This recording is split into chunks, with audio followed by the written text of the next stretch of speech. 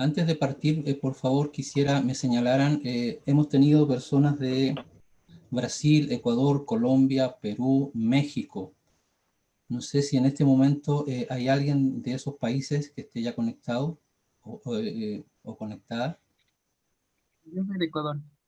Perdón, Tomás, sí, Ecuador. Soy de Ecuador. ¿Alguien más? Yo de México. Aquí Olivia. Marina. Ajá, de México. Ok, bienvenida, gracias. Hola, gracias. Julián de Colombia.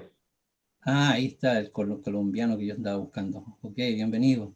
¿Alguien más? Muchas gracias.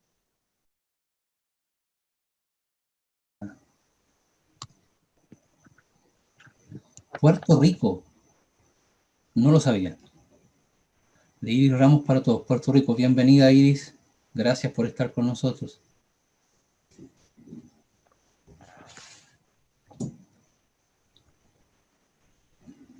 Y ahí llegó ya nuestro expositor.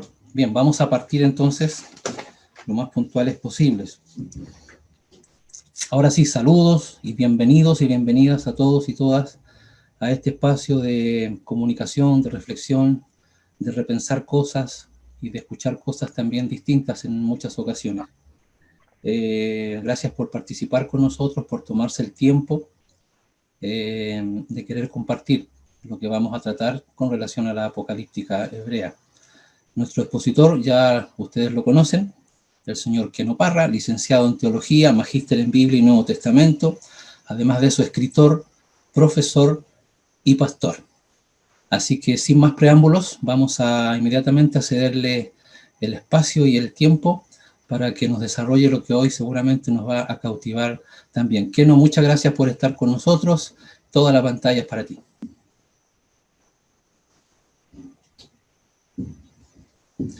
Tienes apagado tu IC. Aló. Hola Claudio, hola Elton, hola a todos los amigos, que Dios los bendiga muchísimo. Voy a silenciar acá, voy a cerrar el WhatsApp del computador que también me, me molesta un poco. Ya, ahora sí, me dicen que la cámara se ve borrosa, debo ser, sí, pero no sé. No, ahora se arregló que no. Ahora estamos ok. Está bien. Ya. Gracias. Bueno, que Dios los bendiga un montón, espero que hayan estado bien. Espero también que hayan podido leer el capítulo 7 del libro de Daniel, del capítulo 4 y 5. Vamos a hablar algunas cositas un poco interesantes y un poco conflictivas, en realidad, hoy día. Son un poco pelionas. Quisiera pedirles, si es que pueden, si es que quieren también, prender sus cámaras para verlos, si es que, insisto, si es que quieren. Si es que lo quieren, está bien. Hola Mario Pessoa, hola Luis, Aarón, un gusto, Iris, hola iPhone de Elton, no sé quién es el iPhone de Elton.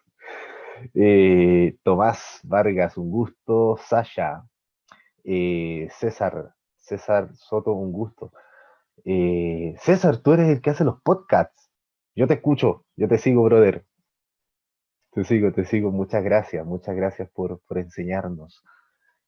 Antito, te vi en la nieve. Te vi que casi te sacas la mugre por ahí bajando la nieve. Miriam Muñoz, un gusto. Hernán Bordoni. Su apellido es italiano, ¿no? ¿Sí? ¿Vives en Chile? ¿En Argentina? En Chile. En Chile, chileno. Chileno, gracias a Dios. Bien, comencemos. La semana pasada vimos los antecedentes que construyen esto de la apocalíptica. Hoy día vamos a ver dónde nació todo. ¿Qué es lo que le da origen concretamente a esto de la apocalíptica hebrea, la apocalíptica judía? Y lo vamos a trabajar desde el libro de Daniel. Y también vamos a ver algunas reflexiones del libro del Apocalipsis. ¿Por qué razón? Porque tienen que poner dos horizontes. El libro de Daniel por un lado, como inicio, y el libro del Apocalipsis de Juan como la otra frontera, no es el cierre, pero como la otra frontera, y entre estas dos fronteras se da origen a movimientos bastante interesantes, subversivos, y lo más interesante, campesinos todos. Como yo les he dicho en las reuniones anteriores, hay autores, hay exégetas que hablan de que la literatura apocalíptica nace como una rama desde el profetismo, desde la sabiduría, pero yo me quedo más con la postura de que la apocalíptica nace por los movimientos populares que se resistieron a los imperios, que son la base de donde nace esta literatura y estos movimientos apocalípticos. ¿Leyeron el libro de Daniel, capítulo 7? ¿Sí? Bien, quiero pedirles por favor, si es que pueden abrir sus Biblias. Yo les voy a leer el capítulo 7. El primer ejercicio que vamos a hacer es leer el capítulo 7 y quiero que vayan, si ustedes pueden, vayan leyéndolo conmigo. Quiero pedirles que vayan leyéndolo conmigo, por favor. Es un poquitito largo, pero tenemos que leerlos todos para poder hacerle el ejercicio que quiero hacer en este momento. Y vayan ustedes anotando, no me las digan inmediatamente, pero si pueden ir anotando las diferencias que van a encontrar entre las lecturas que hay en sus Biblias con la lectura que yo les voy a hacer. Van a encontrar algunas diferencias, van a ver de repente y dicen, oh, el que no se saltó eso. Así que por favor quiero pedirles que estén conmigo en el capítulo 7. Mira, el capítulo 7 comienza así.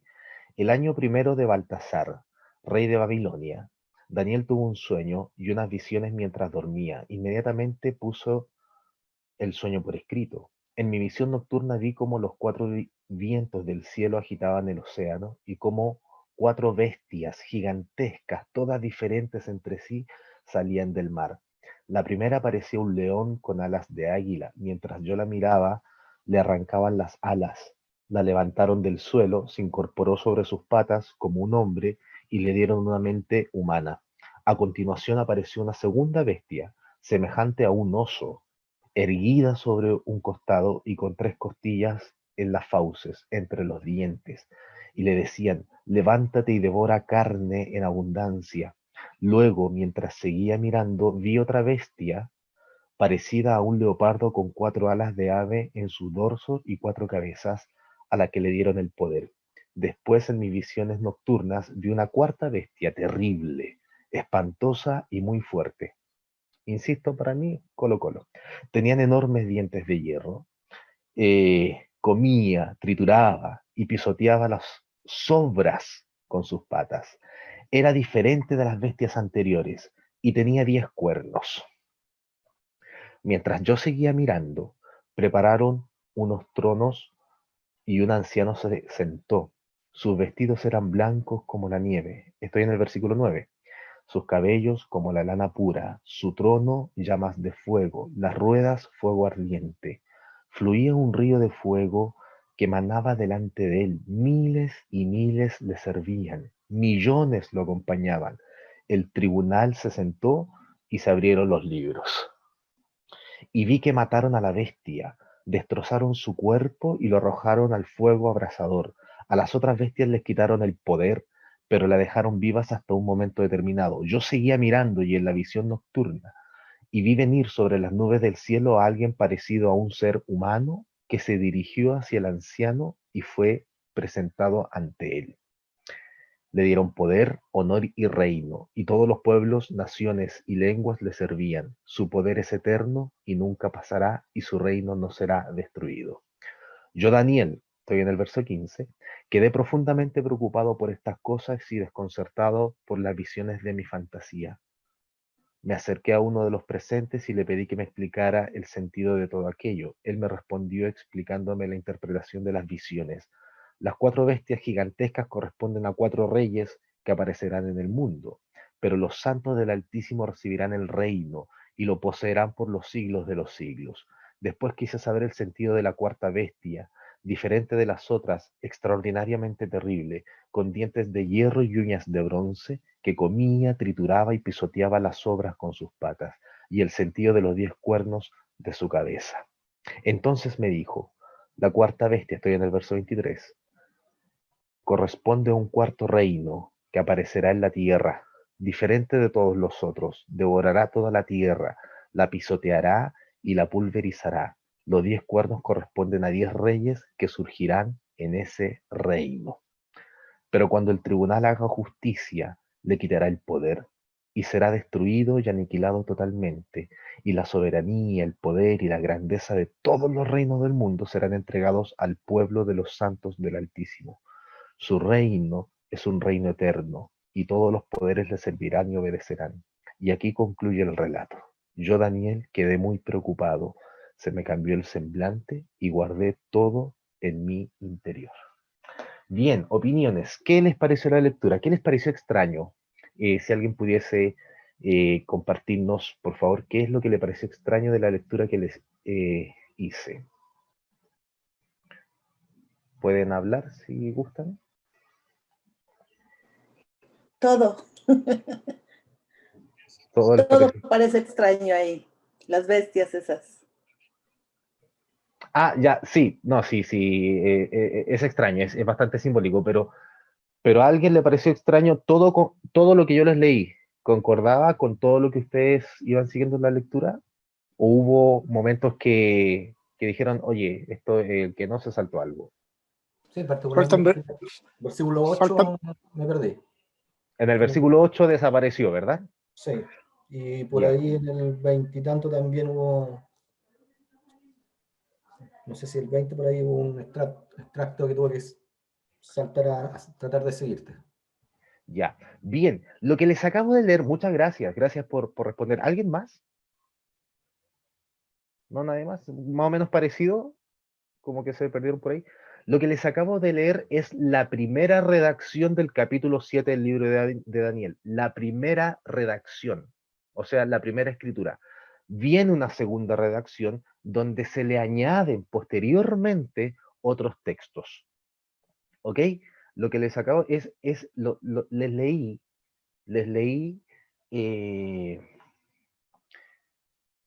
la primera formación del capítulo 7.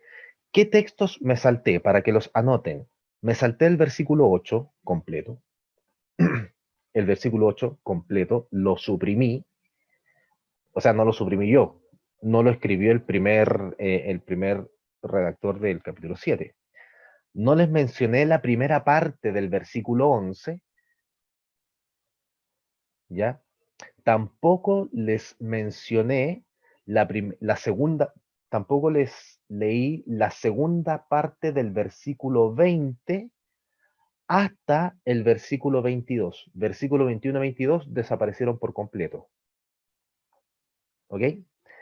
Y tampoco les leí la segunda parte del versículo 24 y también no les leí para nada el versículo 25.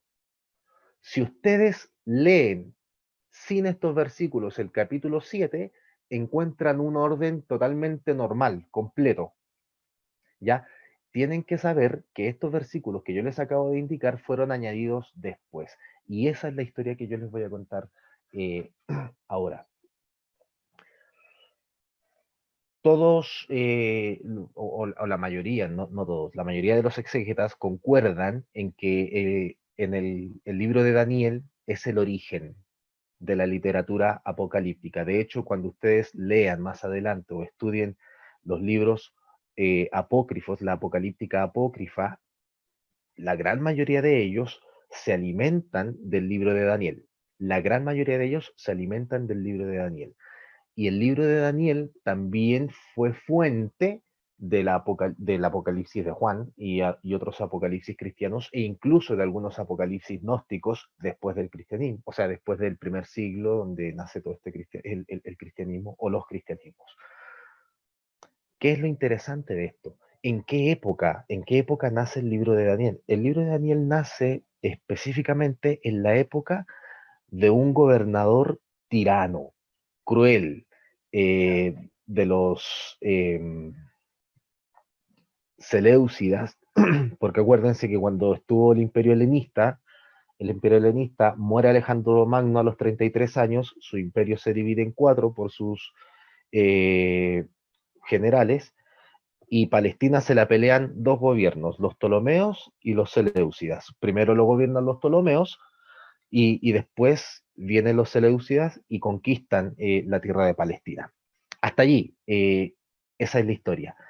En la tierra de cuando ya Palestina estaba conquistada por los Seleucidas, viene una serie de reyes, hasta que llegamos a un rey que va a marcar mucho la historia, Antíoco IV Epifanes.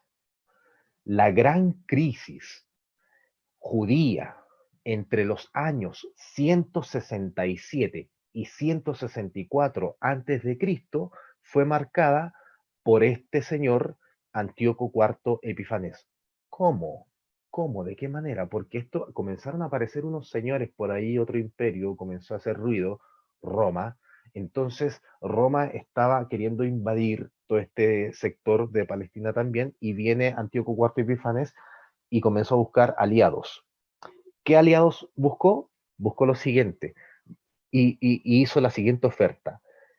Habló con el pueblo judío, que estaba dominado por ellos, y les dijo, yo voy a convertir en ciudadano helénico a todo aquel que apoye esta campaña contra estos avances romanos. Entonces, llegó en el sumo sacerdocio estaba un señor llamado Onías III, pero viene otro señor llamado Josué que compra el sumo sacerdocio, insisto, en palabras textuales, este señor compra el sumo sacerdocio y se hace llamar, se cambia el nombre a Jasón, que en la historia de los macabeos, así como que los van a mencionar un poco.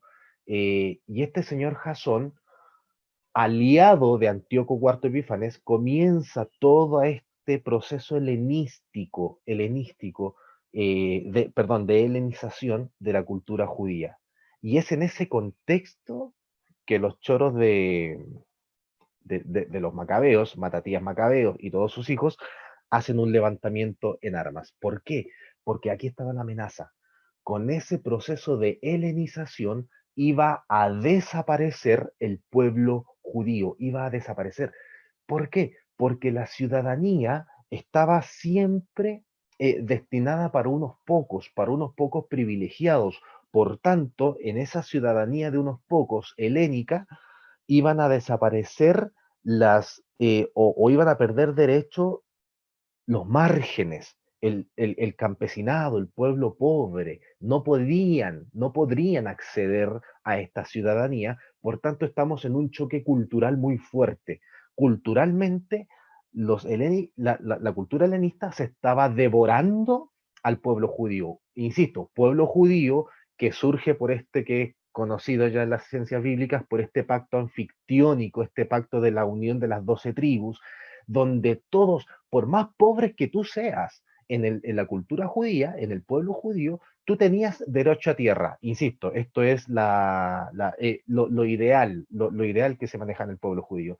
Tenías derecho a tierra, tenías derecho a libertad, tenías derecho a recuperar tu libertad. En cambio, en estas culturas imperiales que ofrecían ciudadanía, los demás pasaban a ser simplemente objeto para el desarrollo de la ciudad, de la polis. Entonces, iban a pasar de lo étnico, un pueblo donde todos eran sujetos, iban a pasarse a la polis, donde solamente algunos iban a ser sujetos de ciudadanía y los otros demás iban a ser objeto de explotación. Entonces, en esa lucha de cultura es que los macabeos se levantan y dicen, ah, no, pues, no, aquí comienza la guerra armada. Pero insisto, los macabeos fueron solamente el movimiento de vanguardia. Se les sumaron otros movimientos. De hecho, los historiadores de la historia de Israel hacen esta mención de que quizás el movimiento campesino más grande en medio de una amenaza cultural, espiritual, ideológica más grande que vivió este pueblo de Israel fue entre los años 167 y 164 antes de Cristo. ¿Ok? ¿Hasta ahí estamos siendo claros? Si me hacen así con el pulgar arriba, el amén virtual. Y entonces los macabeos como vanguardia Vinieron los Hasidim. ¿Quiénes eran los Hasidim? Los piadosos observantes de la ley, que también se sumaron en parte a este movimiento, luego tomaron distancia. Pero, y además, ¿y por qué los macabeos encontraron tanta acogida? En los movimientos marginales, en los movimientos campesinos. Y ahí comenzaron a tener esa lucha armada contra Antíoco IV Epifanes. Fíjate, ya teníamos redactado el capítulo 7 del libro de Daniel. Y después, en eso tan conocido en la hermenéutica, que es la relectura, la construcción del texto bíblico, la relectura del texto, porque ¿cuál era el acontecimiento? El acontecimiento que estaban viviendo, años 167, 164 a.C., toda esta crisis imperial, cultural, ideológica, religiosa, teológica que estaba sufriendo el pueblo de Israel. Teníamos ya el capítulo 7, vamos a explicar más de Daniel en unos instantes. Teníamos la primera versión, dado el acontecimiento de Antíoco IV Epifanes, que comienza a hacer todo este movimiento opresor sobre el pueblo, surge una relectura del capítulo 7 y se le añaden estos versículos que yo omití en la lectura inicial, que se los voy a leer ahora. Todos estos versículos que yo les voy a leer ahora, los exégetas afirman que se refieren ¿a quién? A Antíoco IV Epifanes. ¿Ok? Versículo 8. Estaba yo observando los cuernos cuando entre ellos depuntó otro cuerno pequeño y tuvieron que arrancarle 3 de los cuernos anteriores para hacer sitio. Este cuerno tenía ojos humanos y una boca que decía barbaridades. Versículo 11, primera parte. Seguía mirando fascinado por las barbaridades que decía aquel cuerno. Versículo 20, segunda parte, hasta el 22.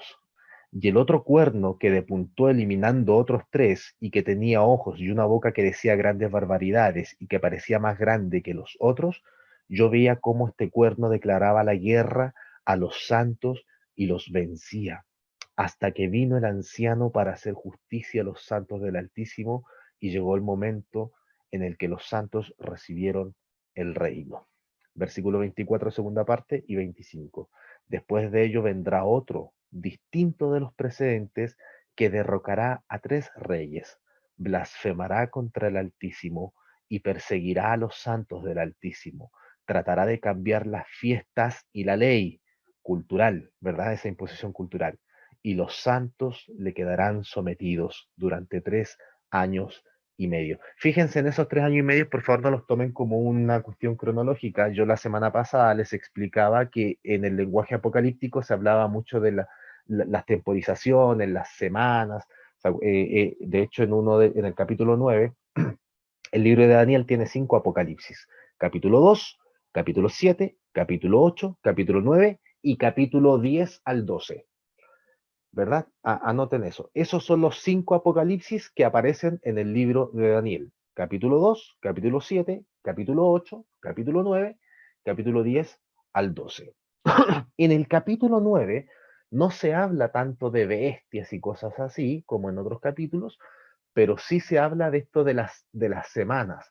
Y yo les explicaba que el apocalíptico escribe como relatando cosas del principio, pero ellos siempre, el que redacta siempre como que está en la última semana. Por eso el libro de Daniel dice, y nosotros ya estamos en la semana número 70, ¿se acuerdan? De las 70 semanas de Daniel, porque él está relatando que está como llegando al final de la historia. La escatología apocalíptica no habla del final de la historia en sí, sino que la escatología apocalíptica habla del final de la historia crítica, de la crisis que está viviendo el pueblo. Tenemos que hacer esa diferencia. No es un final de la historia humana en general, sino que es el final de la crisis que está viviendo el pueblo oprimido. Eso es escatología, lo final que nos hace daño, el final de todo aquello que nos destruye. Bien, habiéndoles dicho esto, todo esto como introducción, vamos a trabajar un poquitito el libro de Daniel. Como les mencioné, tenemos nosotros 5 Apocalipsis en el libro de Daniel, donde siempre existe esa dualidad entre, o esa confrontación imperio-pueblo, imperio-campesinado. Siempre van a encontrar esa oposición. En todos los capítulos está la descripción. Por ejemplo, en el capítulo 2, la descripción que nosotros vamos a encontrar del imperio es la estatua. ¿Se acuerdan de la estatua? Oro, hierro, bronce y al final los pies de barro, y que se desprende una piedrecita de un monte, y esta piedrecita se convierte en una gran bola de tierra que destruye estos imperios. En el capítulo 7 se va a hablar de las bestias. Las primeras 3 bestias que tienen características de animales, que también hablamos de ese simbolismo la semana pasada,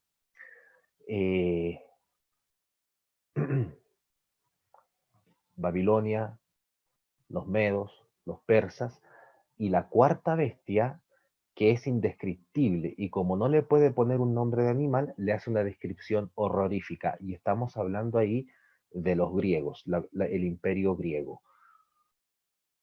¿Qué ocurre? Que Daniel hace un juego, el libro de Daniel hace un juego entre lo que es interpretación de la historia, o hace más o menos lo que podría ser una historia teológica, en confrontación con la historia cronológica. Nosotros vamos a notar un montón de falencias en las historias, en cómo la cuenta el libro de Daniel. Les voy a poner un ejemplo. Si ustedes se van al capítulo 2 conmigo, del libro de Daniel, en el versículo 1 van a encontrar lo siguiente. El año segundo de su reinado, Nabucodonosor tuvo unos sueños. Aquí Daniel está dando una cronología, o sea, una época exacta, insisto, en la historiografía, en la historia cronológica, esto no es exacto, pero para la historia teológica de Daniel, esto es como una fecha exacta. En el año segundo de Nabucodonosor, si ustedes se van al capítulo 7, verso 1, dice: el año primero de Baltasar, rey de Babilonia. También está situando cronológicamente los acontecimientos. En el 8 van a encontrar lo mismo, y así en los otros Apocalipsis. 8.1, el año tercero del reinado del rey Baltasar, yo Daniel, versículo 9, perdón, capítulo 9, el año primero de Darío, y el capítulo 10, que hace exactamente lo mismo, en el año tercero de Ciro, rey de Persia. Cuando ustedes leen el libro de Daniel completito y se encuentran con todas estas fechas, es fácil para nosotros hacernos una especie de cronología. Si nos hacemos esa cronología, Babilonia, medos, persas, griegos, podemos hacerla según el libro de Daniel, pero eso sería una historiografía falsa según la historia cronológica, porque los medos no fueron antes que los persas, sino que según la historia, Babilonia cae bajo un rey persa, no medo, ¿verdad? ¿Por qué razón? Porque los persas habían conquistado el imperio de los medos antes de que conquistaran Babilonia. Entonces, aquí nosotros podemos ver la inexactitud de la historia como la va contando Daniel. Si no está de acuerdo a la historia real. Y hay otro dato interesante, y aquí yo les quiero pedir que por favor se vayan conmigo, y esto sí tenemos que leerlos todos, al capítulo 5, verso 18. Capítulo 5, verso 18. Por favor. Aquí tenemos otro dato históricamente incorrecto, pero que encontramos como historia correcta en el libro de Daniel, capítulo 5, verso 18.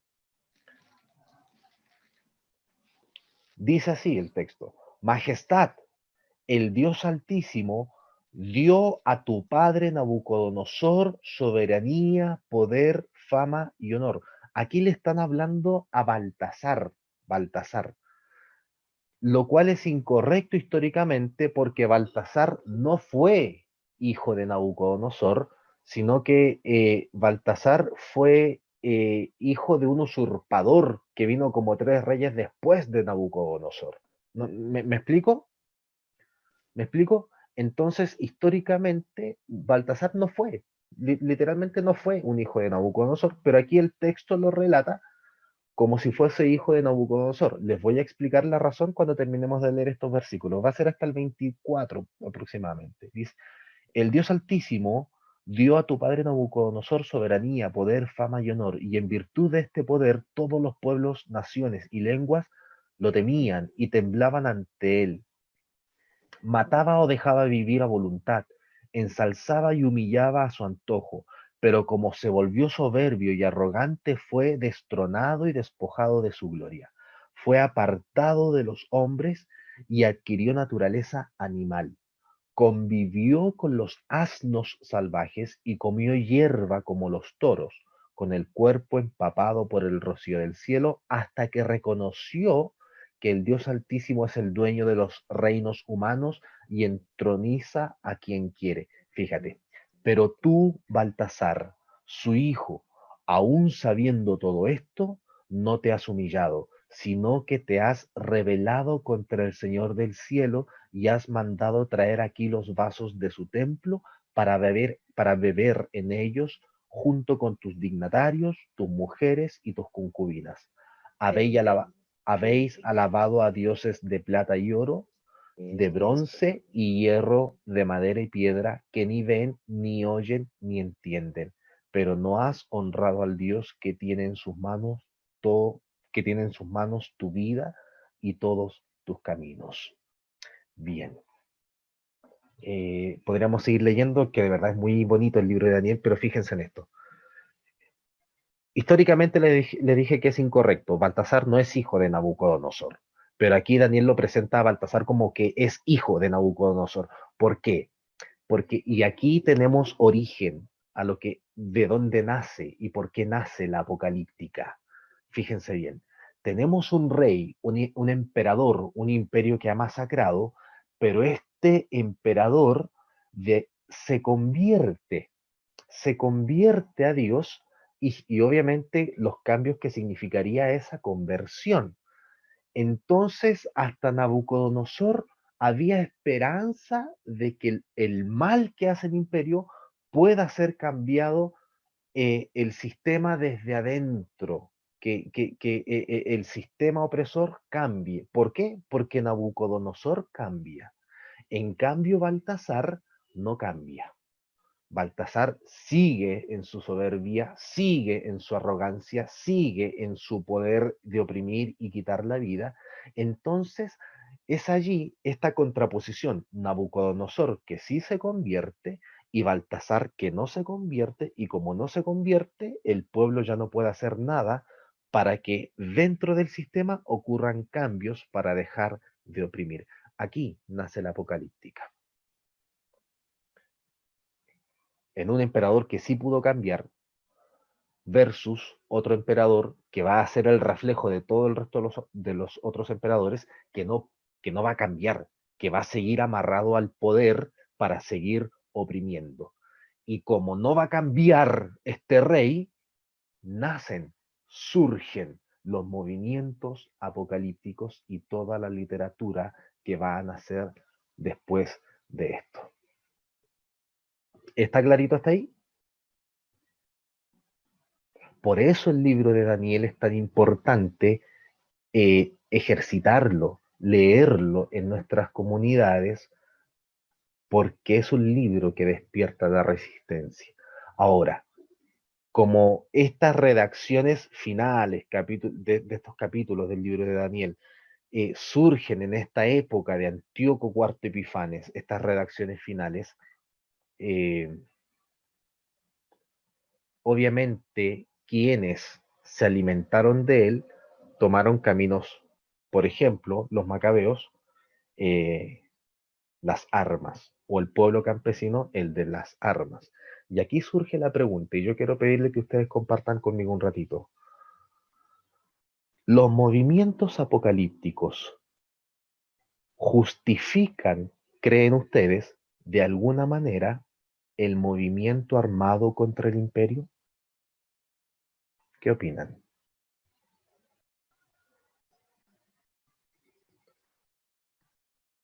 Bueno, no todos a la vez. Pero, ¿Qué no? Hernán. Acá. Hernán, hola. Hola.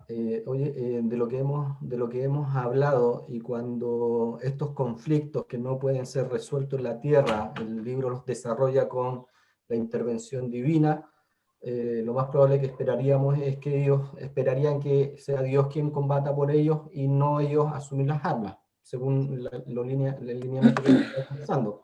Por lo tanto, la respuesta, a mi entender, sería no justificarían ellos tomar las armas para hacer un cambio, sino esperar que Dios haga ese cambio. Perfecto, Hernán, muchas gracias.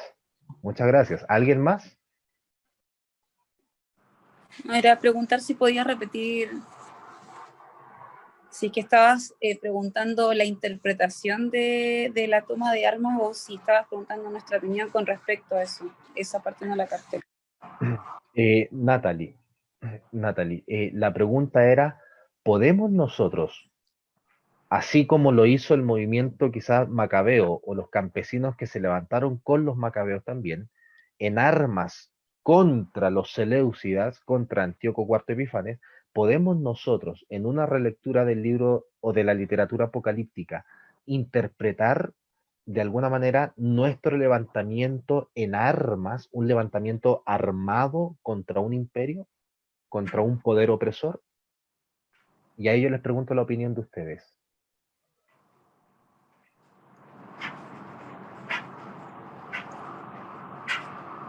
No sé, no puedo interpretarlo simbólicamente, ¿ya?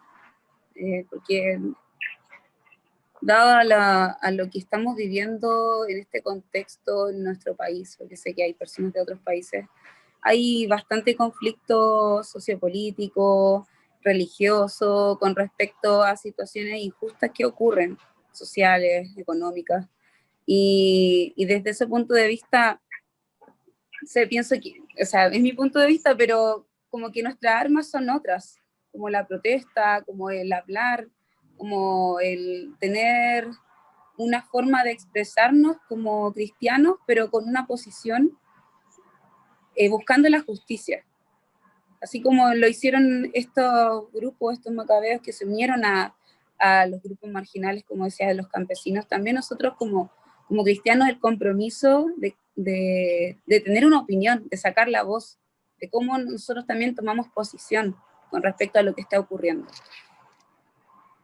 Gracias, Natalie. Muchas gracias. Les voy a leer lo que dice nuestra amiga Iris. Dice, yo creo que en toda rebelión o resistencia es entendible que se levanten grupos más radicalizados.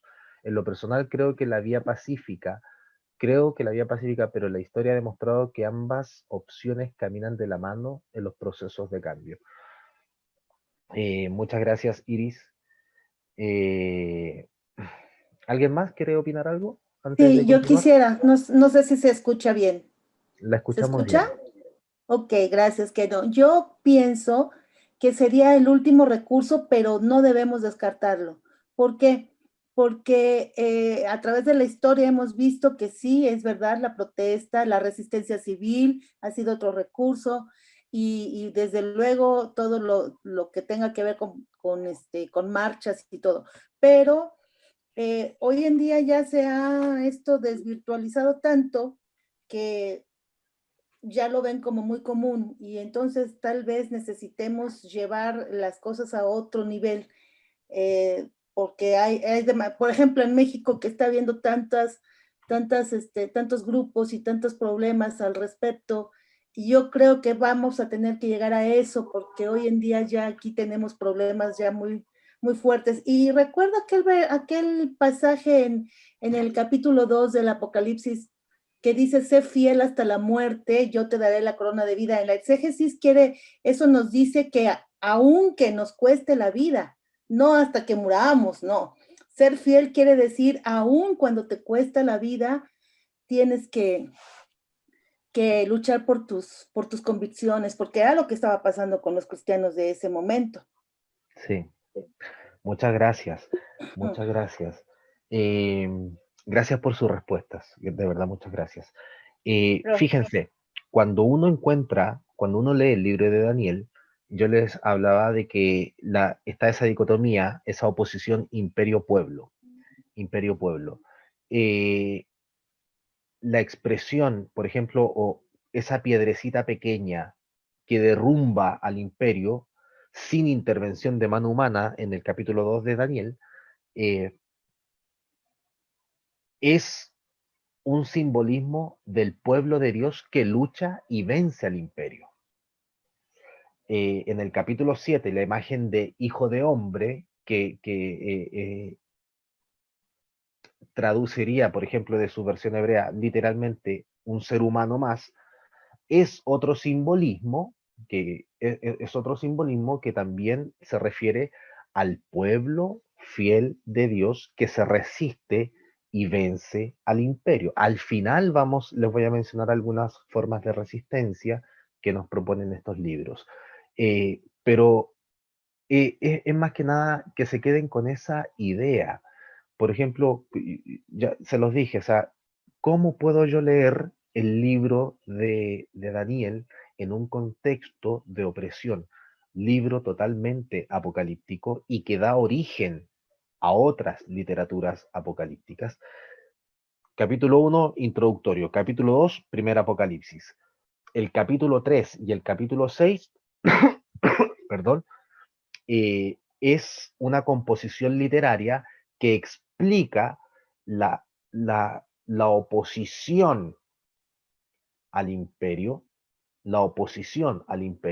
Capítulo 4 y capítulo 5 es otra composición literaria que explica la oposición al poder, la denuncia al poder, al abuso del poder.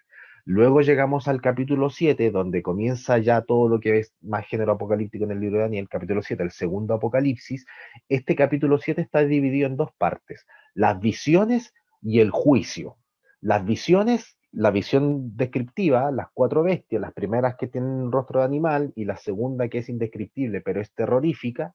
Y después la segunda parte del capítulo 7 de Daniel es el juicio. ¿En qué consiste este juicio? En dos partes. A las primeras 3 bestias se le quita el poder, como leímos hace un rato, y a la cuarta bestia se le destruye totalmente. Se le destruye totalmente. ¿Y qué ocurre después? Es como que se da vuelta la tortilla, porque el pueblo oprimido pasa a convertirse de alguna manera como el imperio. Y uno dice, wow, o sea, ¿es el camino? Pero no se angustien porque después la explicación dice, y este imperio no tendrá fin.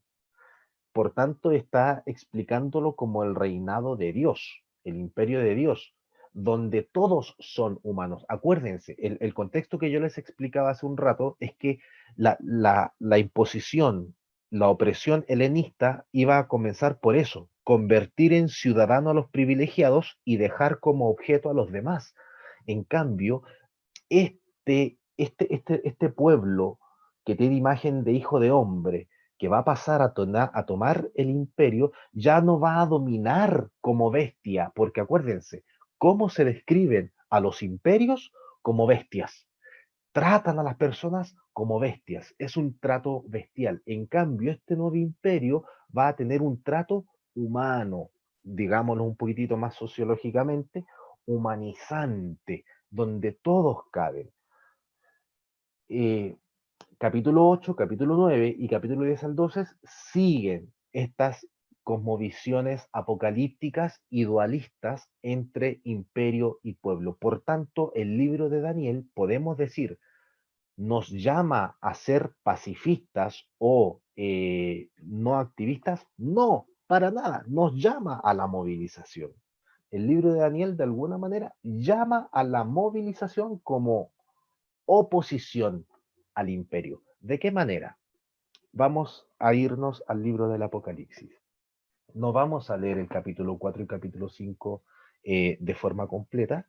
Quiero quedarme con algunos detalles solamente. Ustedes ven, el capítulo 1 es un libro descriptivo, es introductorio, descriptivo de la visión. Capítulo 2 y capítulo 3 es el mensaje a las 7 iglesias. Y en el capítulo 4 y 5, nos encontramos en el culto celestial. ¿Se acuerdan? Está el trono, está el trono y alrededor los 4 seres vivientes, y alrededor de los 4 seres vivientes los 24 ancianos, y una multitud. Y hacían un cántico hermoso. Al que está sentado en el trono sea la gloria, el poder, la honra, la alabanza, la riqueza. Y el que está sentado en el trono tiene un libro, que era un rollo, sellado con 7 sellos. Le estoy describiendo muy rápidamente el capítulo 4 de Apocalipsis, que nadie era digno de tomar ni de abrir. Pasamos al capítulo 5. Lloraba yo, dice Juan, en esta visión apocalíptica, y viene el anciano y le dice: no llores, porque hay uno que es digno, al león de la tribu de David, a la raíz al león de Judá, al, ay, en vez de darme vueltas se los voy a leer, perdónenme, por favor.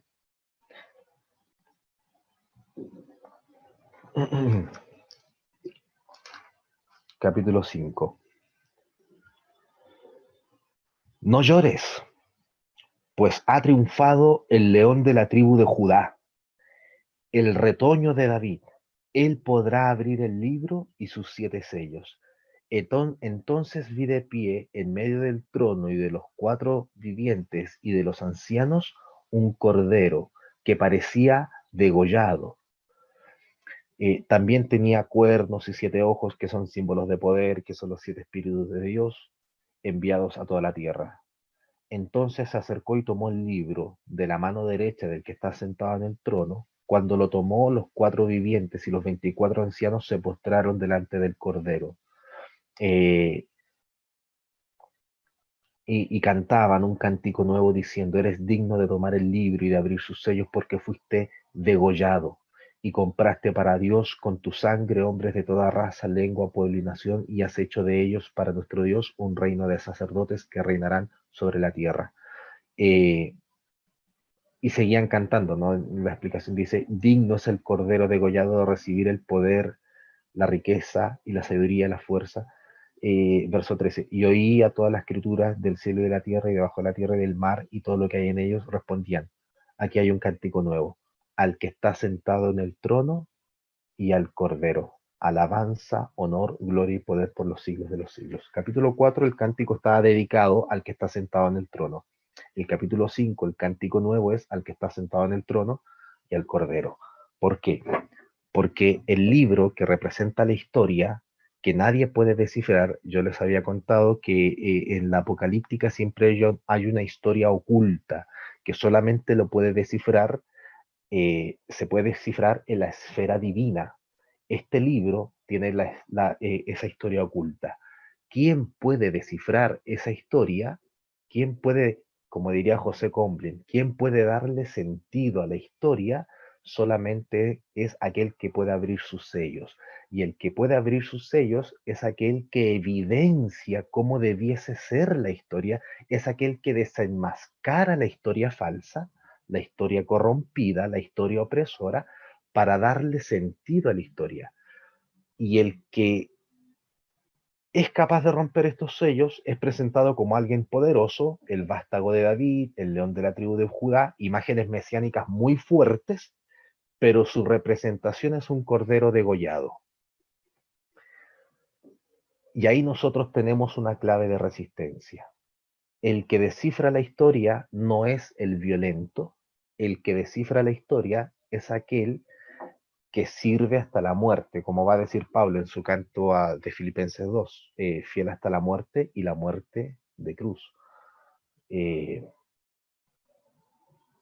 Este cordero degollado, este Mesías sacrificado, es el que le da nuestra clave de lectura para avanzar apocalípticamente o vivir apocalípticamente en esta historia, en oposición y en resistencia a los imperios. Violentamente, de las armas, no. Hay otras formas de resistir a los imperios. y de qué manera nosotros podemos resistir a los imperios según la literatura apocalíptica, tanto aprendida en Daniel como en el Apocalipsis de Juan, o la literatura apocalíptica, son en varias maneras. Número uno, en el campo cultural. ¿Cómo yo, influenciado por la literatura apocalíptica, puedo resistir al imperio? Número uno, en el campo, obviamente, cultural. ¿Qué significa el campo cultural? Por ejemplo, voy a poner un ejemplo de los más básicos. ¿Qué nos enseñan hoy en día culturalmente los imperios? Que para ser parte de este imperio tenemos que tener capacidad de consumo. Tenemos que ser consumistas. El que no consume no pertenece al imperio. Mira las propagandas de la televisión. ¿Cuál es cuando se te ofrece una casa, cuando se te ofrecen unas vacaciones, cuando se te ofrece un auto, cuando se te ofrece un seguro? Se ha manipulado tanto el imperio que utiliza la familia. Cada vez que tú ves una propaganda de algo, o se ve el cuerpo de una mujer semidesnuda, o se ve el cuerpo extendido de una familia. Entonces se ha instrumentalizado a la familia y al cuerpo de la mujer culturalmente. ¿Para qué? Para que tú consumas más. Resistencia sería no caer, no instrumentalizar ni a la familia, ni instrumentalizar el cuerpo de la mujer. ¿Para qué? Para caer en ese juego y en esa sociedad de consumo. Ahí nosotros tendríamos una resistencia cultural. La pregunta es, ¿quién hoy en día podría hacer eso? No sé si me estoy explicando. ¿Sí? Segunda manera de resistencia. En el plano ético, nosotros podemos resistir y debemos resistir con nuestra ética. Y esto, insisto, después voy a hacer otra conclusión. Nosotros podemos resistir desde la ética contra la ética imperial. ¿Cuál es la ética imperial? El dinero, la ganancia, el éxito. Todos los que no caben, como le decía, tanto en lo cultural como en lo ético, desde la perspectiva imperialistas, siempre va a quedar gente fuera. Siempre va a haber gente que no puede consumir, o el que consume se esclaviza para consumir, ¿verdad? Y siempre va a haber gente que va a querer, que no pertenece a ese grupo, pero se mueren por pertenecer a ese grupo de consumidores. Entonces, nuestra resistencia tiene que ir más por esos planos, tanto cultural como ético, también espiritual. Hay todo un sistema idolátrico por detrás. Por ejemplo, los que somos de Chile, estamos en esa lucha de equidad, no solamente la equidad de género, también la equidad social, el tema de la salud, el tema de los sueldos. Y yo me pregunto, ¿para qué queremos ganar más? ¿Para qué queremos ganar más? ¿Para mejorar de alguna manera nuestra calidad de vida? ¿O queremos ganar más porque queremos consumir más? Porque si yo quiero ganar más para consumir más, sigo siendo tan esclavo y sigo viviendo dentro de esa cultura imperial. Y no soy un agente de resistencia. No sé si me estoy explicando. Entonces, el tema de equidad va por otro lado. Salud, educación, acceso al trabajo, igual equidad en los derechos, el cumplimiento de las leyes al servicio del pueblo, no de unos pocos. Entonces tenemos tanta idolatría. Las idolatrías no son imágenes, los ídolos no son imágenes, los ídolos son estructuras mentales a quienes nosotros les prestamos servicio, a quienes nosotros nos postramos y le rendimos culto. Le rendimos nuestra vida. Esa oposición espiritual. Nosotros tenemos un Dios. Y la otra es la cuestión teológica, la resistencia teológica. Todo imperio siempre va a recurrir al discurso religioso y teológico para justificar su imperialismo. Nosotros tenemos que presentar resistencia teológica. Por eso la reflexión, cuando ustedes leen el capítulo 9 del libro de Daniel, por ejemplo, siempre está en dos partes, el juicio y destrucción de las bestias, y en el capítulo 9 no se le entrega el reino al pueblo pobre, sino que el capítulo 9 habla de la resurrección de los justos o de los maestros de justicia.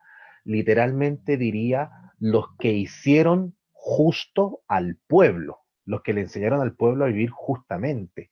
Entonces, y se especula que los redactores finales del libro de Daniel fueron justamente estos sabios, estos sabios de justicia, estos maestros que le enseñaron la rectitud al pueblo. Entonces, por eso es importante esa reflexión teológica. ¿Para qué? Para desenmascarar los discursos religiosos y teológicos que justifican el sostenimiento de la cultura imperial. ¿Qué hace el Apocalipsis capítulo 4 y capítulo 5? Que la resistencia a este imperio descrita en la historia celestial no está en las armas, sino en esa resistencia sacrificial. Yo no voy a levantar mi mano contra, sino que lo contraimperial está en aquel, no en la imagen poderosa, sino en la imagen de la entrega y del servicio. La apocalíptica judía, si bien pudo haber sido interpretada para levantamiento de armas, que de hecho sí ocurrió, la pregunta ¿es ese el objetivo de la apocalíptica, como mencionabas, Hernán, hace un rato? Los movimientos apocalípticos, acuérdense, Nabucodonosor pudo cambiar, Baltasar ya no. Y como Baltasar ya no pudo cambiar y no quiso cambiar, tenemos nada de fuerza para hacer cambiar el imperio en el sistema, pero podemos resistir. Entonces, en esa resistencia tenemos la esperanza de que Dios va a intervenir en esta historia. Pero en ese proceso en que Dios interviene y decide la historia por el bien de los oprimidos, cosas que vimos en los cursos anteriores, nosotros presentamos resistencia. ¿De qué manera presentamos resistencia? Cultural, ética, espiritual y teológica. ¿Dónde presentamos esa resistencia? En nuestras comunidades, en nuestro ambiente, en nuestra forma de vivir. Y esa resistencia puede ir germinando en que otras personas se liberen de ese imperialismo y podamos vivir un poquitito más libres, aunque oprimidos, esperando esa intervención divina. Pero insisto, es lenguaje religioso, no sé yo, una honestidad mía del corazón, no sé yo si es que literalmente se va a abrir el cielo y va a descender Dios y va a acabar con esta historia. Lo que yo sí sé es que Dios me manda o nos manda a resistir a toda esa fuerza opresora que deshumaniza a las personas. Ante el imperio opresor, sea el que sea, o ideología opresora, es válida la resistencia, te va a decir el texto del Apocalipsis. El movimiento cristiano nace entre estos dos horizontes. El libro de Daniel como origen de la literatura apocalíptica y el libro del Apocalipsis de Juan como el otro horizonte. Entre estos dos horizontes nacen los movimientos cristianos, y los movimientos cristianos principalmente fueron movimientos de resistencia ante estas ideologías dominantes imperialistas y de muerte. Bueno, ¿alguien tiene alguna pregunta? Hola, ¿qué no? Entonces, Sí. Oye, te agradezco lo que estás compartiendo, tremendamente interesante. Y estaba pensando, porque finalmente la apocalíptica es creada en el judaísmo, no en el cristianismo necesariamente. Entonces pensaba en lo que llevó a los macabeos a alzarse con las armas interpretando su propia apocalíptica. Claro, nosotros podemos, desde ahora, desde el cristianismo, de un proceso de 2000 años, interpretar que con las armas no es a lo mejor la solución. Sin embargo, en la historia, aquí mismo en Chile, por ejemplo, tenemos a teólogos de la liberación, por ejemplo, que dieron sus vidas y que se alzaron con armas también. Bueno, en Latinoamérica también conocemos algunos personajes, no sé, aquí mismo en La Hormida o en La Legua, en la misma Villa Francia, a curas católicos que salían a marchar, a tirar molotov. Es complejo, yo creo que es súper complejo. Yo no me atrevería a juzgarlos a ellos si realmente están mal o están bien interpretando hasta qué momento dan sus vidas. Eh, pero me parece interesante porque finalmente la lectura de la apocalíptica siempre va a ser una relectura hoy y una interpretación desde nuestro mismo sistema económico, político. Hoy día, claro, somos a lo mejor oprimidos por el imperialismo yanqui, no sé cómo quisiéramos decirle, el capitalismo, el neoliberalismo, pero no es lo mismo que vivían los judíos en ese tiempo. Claro. Cuando recién llegaron los griegos o los romanos, hay textos que dicen que se violaban a sus mujeres, a sus hijos, y bueno, en ese momento yo creo que la resistencia no era solamente cultural, no podían hacer solamente una resistencia pasiva, porque si no te terminaban matando también. Entonces, pensaba en eso, y no sé, ¿qué piensas tú? Quería hacerte esa Ah, pregunta respecto a lo sí. mejor de que si esto se empeorara algún día. Y sí, no, gracias, Elton, la pregunta es muy buena. Yo creo que les mencioné, no sé si la primera o la segunda clase, que en el género apocalíptico o los apocalípticos creían en el martirio radical. No se entregaban al martirio, no se entregaban como que, ay, mátenme para demostrar que soy un mártir de Cristo, pero ellos, con tal de no hacer la misma violencia que el imperio hacía, obviamente nunca iba a ser la misma si es que se levantaban en armas, no puedes comparar un país que lanzó bomba atómica con alguien que te pelea con palos y piedras. Pero aún en esa radicalidad de que la intervención y la solución de la historia iba a ser en el campo divino, ellos renuncian totalmente a cualquier estructura violenta, cuerpo a cuerpo. Entonces, por eso el martirio se convirtió para ellos en una experiencia radical. De hecho, en el mismo libro de Daniel, tú tienes dos experiencias de martirio donde el que los libera es Dios. Es una imagen muy utópica que hace Daniel en ese sentido, porque una es en el horno de fuego, los amigos de Daniel, y otra es el foso de los leones. Eh, y sin violencia se entrega a ese martirio, pero claro, lo libera Dios. No va a ocurrir eso a lo largo de la historia. Yo también conozco, mira, de hecho tenemos un teólogo de la liberación que falleció hace poco, Ernesto Cardenal, que tiene el poema romántico más bonito que yo he leído. Es medio machista, pero, pero es muy encachado. Ese al perderte yo a ti, no sé si lo han escuchado. Dice, al perderte yo a ti, tú y yo hemos perdido.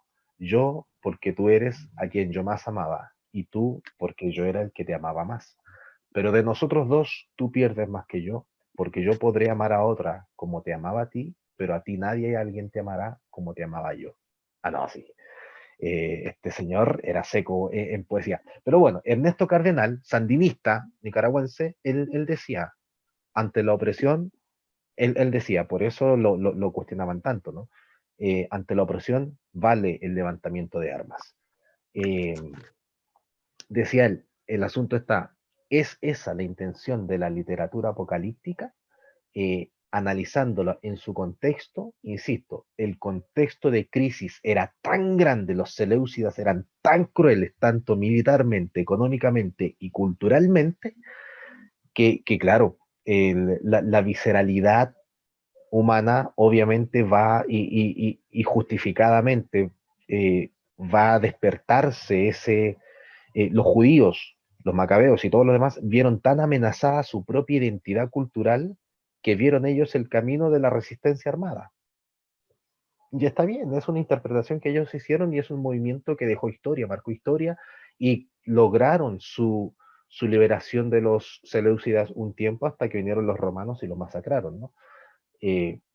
Pero la pregunta es, ya, si eso no funcionó, ¿qué puede funcionar? Si eso no funcionó, si ese levantamiento armado no funcionó, ¿qué puede funcionar? Volvamos entonces a esas resistencias, insisto, pero esto ya es una opinión personal, sin caer en el juicio de aquellos que por la desesperación y la angustia obviamente van a tomar las armas. La resistencia cultural en las comunidades, la resistencia ética, la resistencia teológica. Yo creo que a eso se refería un poco Daniel cuando a este pueblo que es como una piedrecita que se desprende de una montaña y que derrumba a la estatua de este gigante y después se convierte en una gran montaña iluminando al resto de naciones. Yo creo que esa resistencia puede hacer mucho más que una resistencia armada, pero no lo sé. Aquí podríamos hablar mucho de ética situacional también. Por eso yo no juzgo bajo ningún aspecto a aquellos movimientos que se levantan ya ante una situación tan desesperante que se levantan en armas. Yo no voy a ser parte, pero tampoco los podría juzgar. ¿Que ¿Que no? no? ¿Que no? ¿Sí? Hace un momento atrás quedó la distinguida Nilda Estudillo con una pregunta y se está sumando Erly también. No sé si quieres darle espacio ahora. Yo estoy libre, así que ustedes digan. Nilda, por ¿Que favor, no? adelante. ¿Que no? Tremenda exposición. De verdad, enriquece nuestro espíritu, nuestro corazón y nos da una luz divina de permanecer en la resistencia. Quizás un pensamiento de una vieja más radical con los años, porque siempre estuve muy normada, pero después uno va aprendiendo y va liberando pensamientos. Y yo creo que tuvimos un ejemplo en la actualidad de resistencia en el estallido social. Cómo se unió Chile en la protesta social de la opresión de la cual vivimos actualmente. Nadie quiere armas.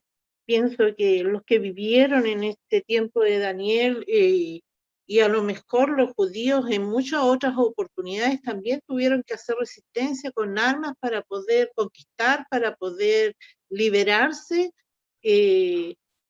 Lo hicieron a su manera. En este tiempo ya no hablamos de este tipo tan grande de violencia, aunque no podemos cerrar los ojos y decir no existe, porque hay países que sí se confabulan a guerras. Entonces, pienso yo que si vamos a usar y tenemos las herramientas como lo cultural, lo ético, lo espiritual, lo teológico, gracias por enseñarnos esto, porque nos da pauta de que nos podemos unir en un mismo sentir. Quizás las cosas mejoren. Yo creo que no lo voy a ver, pero espero y tengo la esperanza que mis nietos sí tengan una mejor opción de vida. Entonces, era más o menos lo que te quería plantear y delante también hablar sobre esto de las guerras, porque no tenemos todo el control y por muy pacifistas que queramos ser constructores de la paz, es difícil mantenerse en una sola línea. Entonces, te quería agradecer como profesor. Es una materia muy, muy rica, una exposición tremenda, y gracias por compartir. Eso. De nada. Yo quería, para un poco aportando eso, no sé si ustedes acá en Chile se acuerdan de este joven militar que en el norte de Chile, cuando sacaron el ejército a las calles, este joven botó su fusil. Yo creo que y todas las consecuencias que le van a traer y que le está trayendo a ese joven, ¿no? pero esa imagen quedó fuertemente muy marcada en mucha gente, y ojalá quede marcada en muchos militares también. Esa es una imagen simbólica extremadamente poderosa lo que hizo, o sea, no levantar las armas contra su propio pueblo es muy potente, es muy potente. Ese hombre está solo ahora. Es que la apocalíptica se vive así, se vive en los márgenes, se vive en las soledades. ¿Alguien más tenía alguna pregunta? Sí, estaba Erly también, que quería hacer una pregunta. Profesor, no sé, primero las damas, después los caballeros. Sí. Profesor, iba a hacer una acotación porque de verdad al tema, en lo que he venido, porque apenas este año estoy empezando a estudiar Torá, estoy empezando a estudiar ciencias bíblicas, estoy ahorita con sus clases y estoy como en mi cabeza haciendo como un resumen de todo. Y estaba viendo la clase de Daniel, que la clase de Daniel habla de resistencia, ¿sí? Una resistencia, como dice, una resistencia pacífica. Pero imagínense, eso está en el libro de Daniel.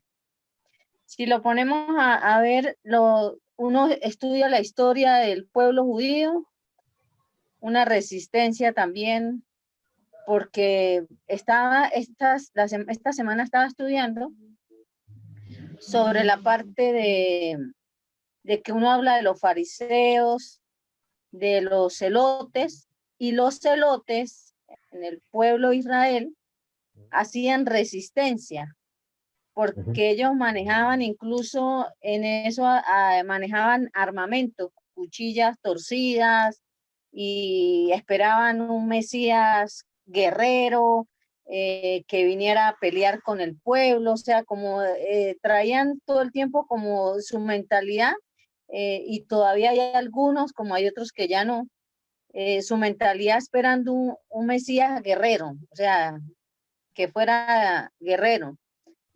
Y podemos verlo hoy en día en la actualidad, esas resistencias todavía, yo les llamo los guerrilleros los celotes, los guerrilleros de esa época. Vamos a ver la resistencia. Como venezolana que soy, vemos la resistencia en mi país de Venezuela, y de verdad es lamentable y es tan triste de ver que usted como pueblo venezolano, usted quiera defenderse ante la corrupción política, ante la corrupción militar, y a lo que usted va a hacer esa resistencia, lo digo como venezolana, no estoy en mi país, pero lo pude vivir 4 años atrás que salí del país. Usted como venezolana, si usted le hace resistencia al gobierno espiritualmente, automáticamente le están cerrando la iglesia. Si le hacen resistencia a nivel político, mi mamá era dirigente política contra el gobierno de Chávez, era opositora, ya ella falleció, y ella hacía resistencia contra ellos. ¿Cómo remetían contra la familia? Remetían de que lo meten en el sistema, y en el sistema le dicen, usted va contra el gobierno, no tiene derecho a vivienda, no tiene derecho a empleo por el gobierno, no tiene derecho a salud, y si es posible, la persona llega enferma al hospital, muere, porque este es opositor, no es chavista, no le ponga nada, que se muera. Entonces podía ver anoche pude ver unos videos donde veía cómo una persona se fue a defender ante el gobierno, y los mismos entes del gobierno partieron los vidrios, hicieron hasta para vender. Hablé ayer con un pastor amigo mío, me dice, Erly, estamos haciendo resistencia en oración. Entonces es tan terrible que hoy precisamente usted hable sobre el tema de la resistencia, ¿no? Y uno esperando un libertador por Venezuela, esperando un amanecer por Venezuela, porque todos salimos, mucha gente tuvo que salir para poder ayudar a su familia con ingresos económicos, y entonces uno ve como esa impotencia, que usted se quiere defender pacíficamente, saliendo a hacer protestas con carteles y todo, y automáticamente le manden perdigones, le dañen cara. Si le contara de los presos políticos antes de venirme, usted llora. Presos políticos violados dentro de la cárcel, que eso no lo sacan a las noticias. Entonces, fíjese que como uno leyendo la palabra en los diferentes contextos, en los diferentes libros, vemos una resistencia que se vive diario. O sea, eso pasó ayer, está pasando hoy. Entonces, es como para uno poder analizar. Sí, yo creo que hay grandes hombres, creo que también hay libros en la Biblia que hay grandes hombres que fueron libertadores de la nación. Yo me pongo a leer Esther, digo, esa mujer, Dios la usó para ser una libertadora en ese momento de Israel. Puedo ver diferentes, un José, puedo ver muchas. También veo lo malo, pero también veo hombres resistentes que llegaron a cumplir un propósito en ese tiempo y en esa historia y en esa época. Entonces era como mi análisis hoy a su clase, profesor. Gracias, Early. Fíjate, mira, dos cositas que quisiera mencionar. Bueno, primero, es algo que venimos lamentando hace mucho tiempo, lo que ocurre en Venezuela. Es trágico, es trágico y es muy doloroso. Y no solamente lo que ocurre con Chávez, lo que ha venido ocurriendo hace mucho tiempo atrás también.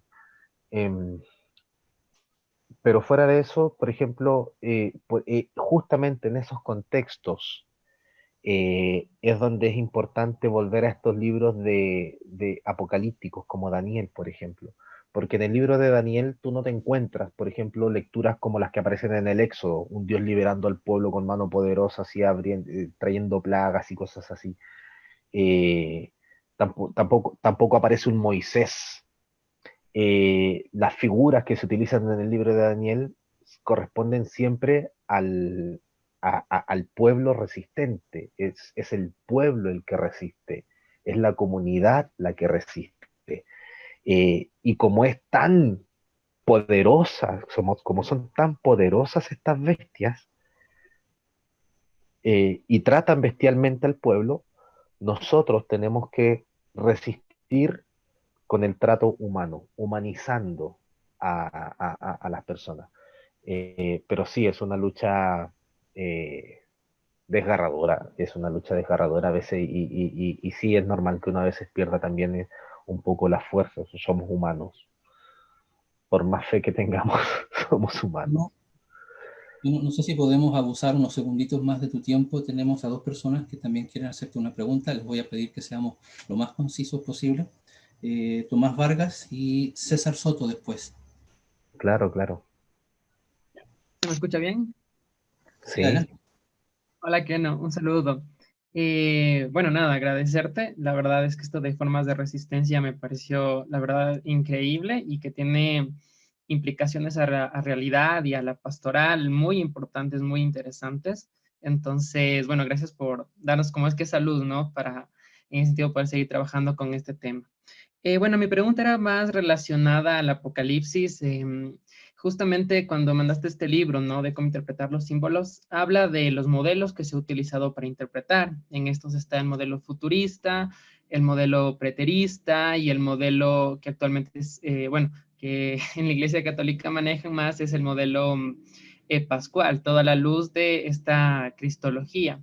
Entonces, claro, me queda esta duda, ¿no? Quisiera saber actualmente en estos estudios exegéticos, ¿qué modelos se está manejando? ¿Cuál está siendo cada vez, tal vez, el más aceptado? Porque, claro, yo, bueno, soy de corte católico y en esto se maneja un corte más pascual en ese sentido, como se menciona en el libro, pero he visto que en denominaciones que yo conozca evangélicas maneja un modelo más tal vez preterista, ¿no? Son los dos capítulos hablan de un pasado, un presente, pero de largo hablan de un futuro próximo o algo que va a pasar en un futuro. Entonces me parece interesante, quisiera saber actualmente cómo se están manejando estas teorías, estas posturas y bueno, también preguntarte personalmente cuál es la tuya. Gracias, Tomás. Mira, responder eso es extremadamente difícil desde el lado evangélico porque piensa que somos como 24.000 denominaciones evangélicas. Entonces, las posturas que manejen todas estas obviamente van a ser variadas, pero sí es bastante preterista. O sea, ellos esperan un fin inmediato, casi inminente. pero no esperan un fin de la historia de la crisis que vivimos, ellos esperan un fin de la historia humana, o sea, un fin de la historia humana para comenzar otra historia, otro proceso humano.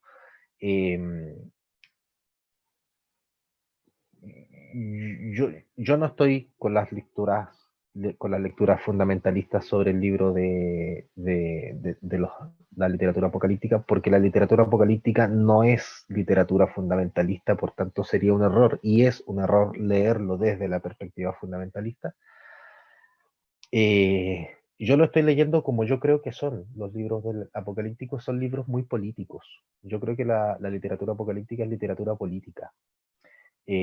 Lo que no implica, lo que no significa avalar o validar un partido político, sino que son lecturas políticas porque tenemos que leerlas políticamente, obviamente son espirituales también, pero tenemos que leerlas políticamente porque nos llaman a esa resistencia que desde los poderes políticos y económicos manejan las sociedades. Entonces yo lo estoy leyendo, de hecho hay una teóloga, pueden anotarla, Elizabeth Schussler Fiorenza, ella es católica, Tomás, ella escribió un libro que se llama Apocalipsis contra los imperios, te lo recomiendo, Apocalipsis contra los imperios.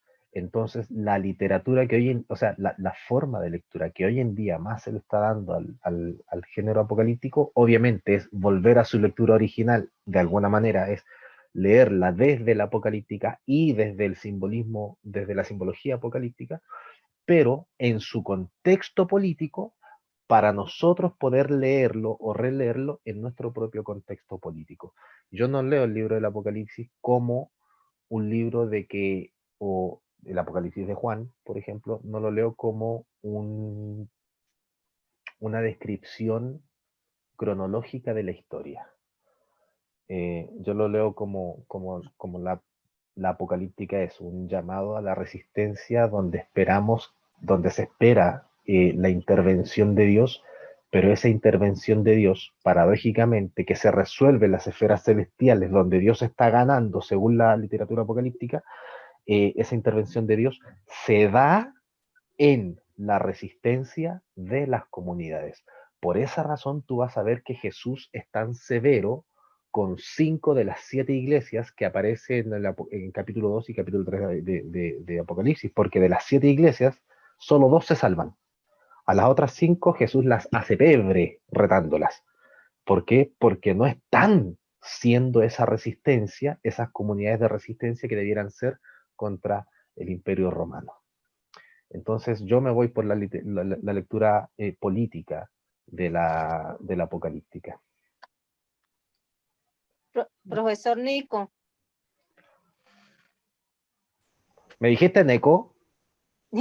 Profesor, ¿cómo es que Nico es? ¿Cómo es su nombre, profe? Que no. ¿Cómo? Que no. Que no, perdón, yo que Nico. Profesor Keno, qué pena. Pero sabe que yo estaba estudiando lo de Apocalipsis y con Daniel se hace mucha semejanza porque en ese entonces estoy leyendo aquí en mis apuntes cuando se hablan de las 7 bestias, de la cabeza, hablaba de Claudio y de Tito, que eran prácticamente los opresores de ese entonces, y ellos, cuando hablaba de la parte, por eso es que se hace semejante con Daniel, porque cuando se hablan de los símbolos y todo era porque ellos oprimían al pueblo. Entonces, para darle como la esperanza, en ese entonces hablaban de que iba a venir un guerrero, que los iba a salvar y dándole como esperanza, pero no es para este tiempo que estamos viviendo. Eso ya pasó en esa época. Lo que pasa es que cuando nos ponemos a leer en la parte histórica para quién era, a quién le estaban hablando, todos esos sucesos apolíticos de lo que uno ve, eso ya pasó, o sea, como esa parte de figuras que dicen que venía, que las 7 los símbolos, se hablan de los símbolos, es histórico, todos esos acontecimientos ya pasaron, todos esos relatos ya pasaron. Lo que pasa es que cuando nos vamos a la historia y a leer quién escribió el libro, por qué, para quién, entonces lo vamos a entender. Y la gente está todavía esperando que todos esos sucesos que va a venir, que va a haber un meteoro, que vamos a ver toda la tribulación, y todo eso ya, en ese libro ya todo eso pasó. Entonces, cuando no leemos la historia, entonces la gente, como el cristiano, piensa que todo eso va a venir, que ya estamos para el fin del mundo, que todos esos acontecimientos, que vienen los 7 sellos, que viene todo eso, pero eso ya pasó. Sí. Pero eso era como para sentarnos a leer con más tiempo sobre esa. Esa es la clase que yo estuve estudiando con el More Harold, de ciencias bíblicas, y nos explicó parte por parte esa parte, y ahorita la comparo con el libro de Daniel, lo que usted me acaba de decir. Bueno, ya pasó y sigue pasando, ¿no? Por eso son importantes las relecturas, porque y pasan a veces de forma distinta, a veces pasan con mayor intensidad, con menor intensidad. Por eso es importante releer nuevamente los libros bíblicos, sobre todo esta literatura apocalíptica, porque siempre nos da luz de cómo responder ante estos desafíos que vivimos. Muy bien, vamos a cerrar entonces.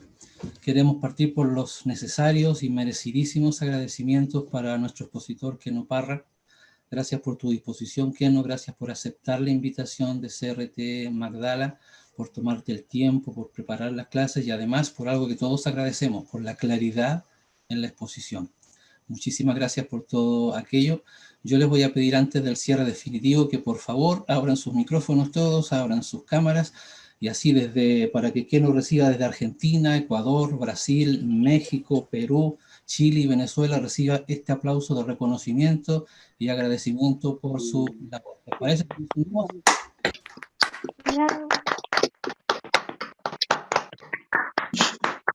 Gracias, Keno. Gracias.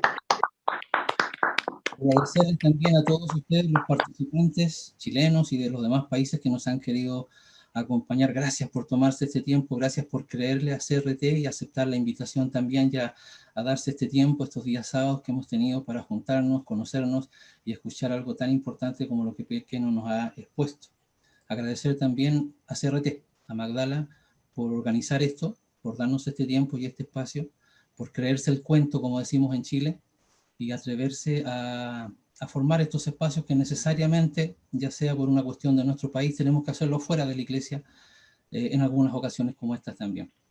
Y por supuesto, agradecerles a todos aquellos que estuvieron detrás de botoneando cosas y produciendo, gracias a la gente de CRT que se encargó de los controles, porque hicieron una linda labor también. Es el deseo de CRT Magdala que el hacer y el decir del Jesús histórico y de otros tantos personajes que en el devenir histórico nos han dejado su impronta, su ejemplo del seguimiento de este proyecto, es el deseo de CRT Magdala que esos ejemplos sigan confrontando, interpelando e iluminando nuestras realidades, especialmente la realidad latinoamericana. Ojalá así sea. Un abrazo continental a todos y será hasta alguna vez. El Señor les bendiga.